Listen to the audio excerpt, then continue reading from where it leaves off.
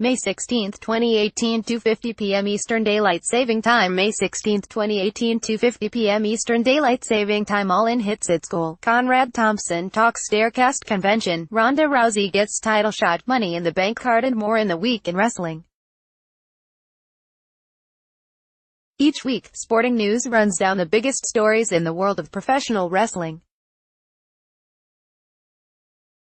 All In sells out. It started a year ago with a simple question from a fan to wrestling journalist Dave Meltzer. Not anytime soon. https://t.co/vu3xlv2thz. Dave Meltzer at Dave Meltzer. When May 16, 2017, Cody Rhodes quickly seized on the moment. Challenged accepted. I'll take that bet. Dave already gave them their biggest buy rate. Put the Bucks. Many wondered if they could actually reach it. Was it possible for an independent show to sell out of 10,000-seat arena? More, WWE 2018 PPV schedule. Come to find out, the real question shouldn't have been could it sell out, but how quickly will it sell out? The answer to that, less than 30 minutes when tickets went on sale last Sunday afternoon. 29 minutes. Pic.twitter.com/imoxgussens. Cody Rhodes at Cody Rhodes. May 14, 2018. Give credit to Cody and the Young Bucks for the work they have done to reach this impressive feat. They accomplished something that Ring of Honor, TNA Wrestling, and not even ECW did in their heyday in selling 10,000 tickets to a show. This may be an outlier with the right people at the right time putting on this event to reach this number.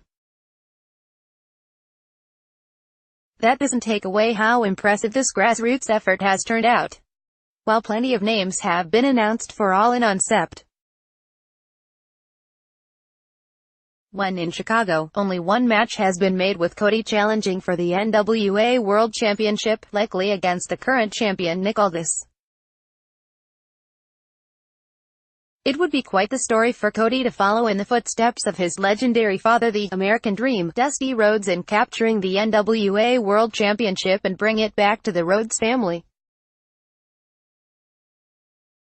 So I offer my heartfelt congratulations to at Cody Rhodes, at Matt Jackson 13 and at Nick Jackson Ib, who have proven themselves to be artists who backed their own vision and emerged as pioneers in the genre of entertainment to which they have dedicated their lives. Paul Heyman, at Heyman Hustle. May 15, 2018 at all_in_2018 sold their 10,000 tickets in an hour today. At Cody Rhodes got more than the in-ring from the Dream. Congratulations. Regardless of what I thinking about the conduct of certain parties on the show, that's a hell of a house. Jim Cornette, at the Jim Cornette. May 13, 2018 Congrats to at Cody Rhodes, at Nick Jackson Ib, at Matt Jackson 13 and all the boys for selling out. Tickets are now on sale for Staircast, which is the brainchild of the Something to Wrestle With podcast co-host Conrad Thompson. His partner, Bruce Pritchard, will be a big part of the event as he will be the center of attention that Friday night for the roast of Bruce Pritchard, followed by him singing karaoke alongside Jeff Jarrett. Recently, I caught up with Thompson to discuss the first of its kind event and if we could see it again in the future. Schedule of events for. But for Staircast, it really was a right place, right time situation. When Cody announced All In, I reached out to him and pitched the idea. He took it back to the boys, the Young Bucks, and they all loved the idea. From there, we were all in. There's been a lot of excitement for All In, and that's evident in how quickly it sold out. How much of that excitement is due to Staircast being part of the event? I don't think Staircast is responsible for the excitement and success All In has been to this point. That's a humbling thought, but those guys were going to sell out the Sears Center on their own. But when I pitched the idea of Staircast to Cody, he did see it as an opportunity for fans to make it a destination weekend of fun events. So now, maybe some people who are on the fence about coming get numerous opportunities to meet legends of the wrestling business, see some live shows and ultimately have an unbelievable fan experience, and now they are all in for the weekend. But to be clear, All In was selling out even without Staircast. The lineup for Staircast is out with the various podcasts that will be featured. Several of the podcasts will be discussing the Monday Night Wars. Why do you think wrestling fans, especially those that will come to Staircast and listen to a variety of wrestling podcasts, are so obsessed with that period and its fallout? I think everyone is attached to what they grew up on. For me, the Monday Night Wars was the height of my fandom, and I think it's the same for a lot of the demographic that listens to wrestling podcasts. So fans around my age gravitate towards what they grew up on. You also add in the fact that some of the main players involved in that time period, like Bruce Pritchard, like Eric Bischoff, are tremendous storytellers, and it makes for some really compelling content. What scene will be wilder that Friday night, the roast of Bruce Pritchard or the karaoke afterward with Bruce and Jeff Jarrett? I'm definitely looking forward to some of Bruce's friends, and some of his not-so-friends having fun at his expense. That will truly be a unique experience. And then you mix in some drink, and roll it into some karaoke. It's going to be a fun night.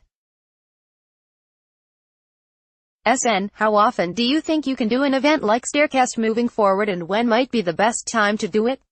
Could this work as part of a WrestleMania week, or do you think it will work better around a singular, specialized wrestling show like All In? We really are focused right now on making this Staircast the best it can possibly be for the fans.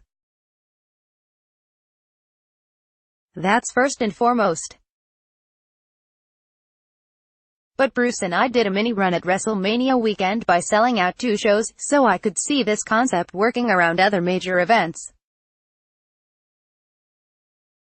We want to see what works, what doesn't, get some key learnings and see what we can do better with this one.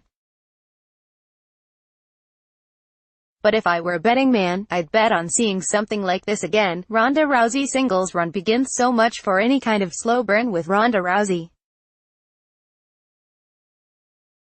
WWE set up an angle on Monday at the NBC upfronts where a mostly out-of-character Raw Women's Champion Nia Jax challenged Rousey for her title at next month's Money in the Bank event. WWE doesn't want to wait any longer to capitalize on Rousey's fame and star power. Yet, it's a curious decision to have her already face Jax for the championship considering her lack of experience.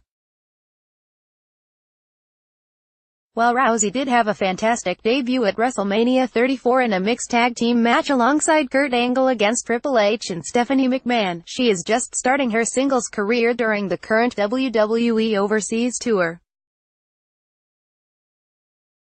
The thinking was that WWE would bring her along slowly, having her work programs with veterans such as Mickie James and Natalya to help her improve and feel more comfortable in the ring.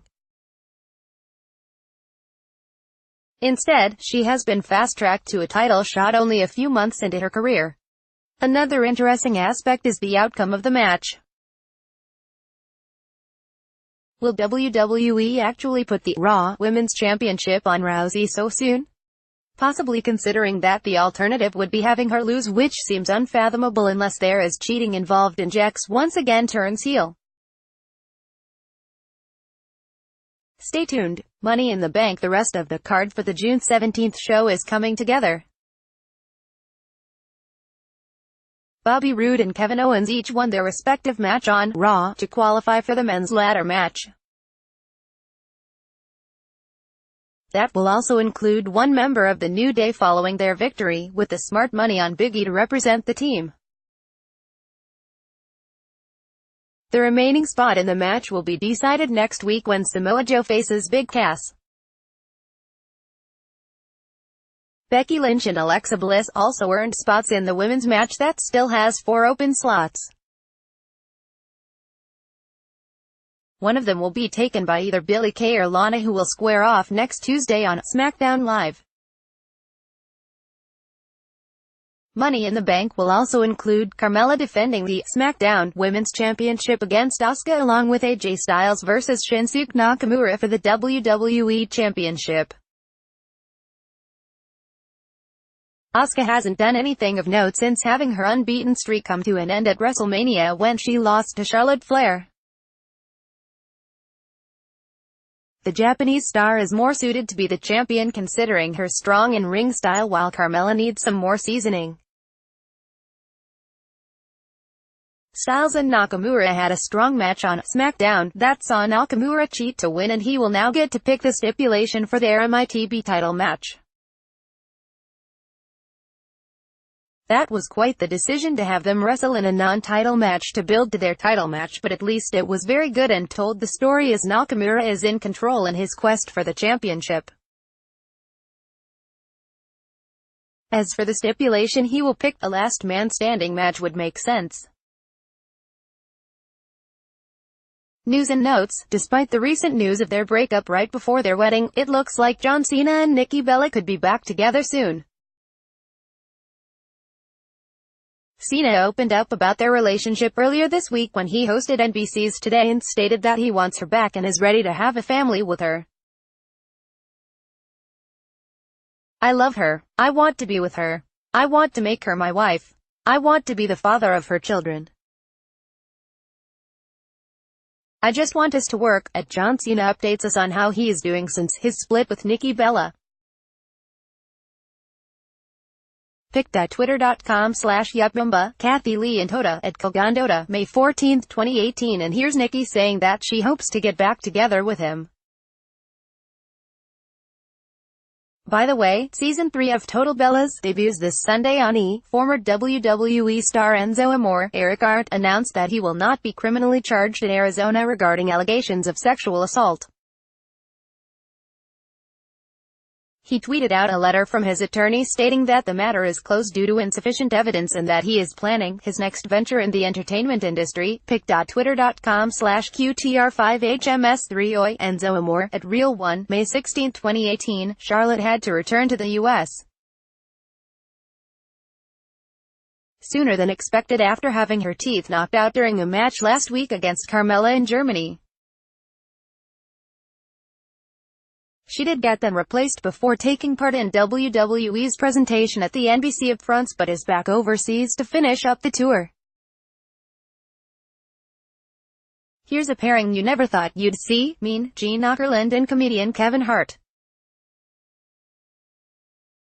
The two are working together as part of the new Give Your Head a Mountain Dew Kickstart campaign, where Mean Gene interviews Hart, who channels the Macho Man Randy Savage after drinking a Mountain Dew to make you wonder if he might step inside the ring.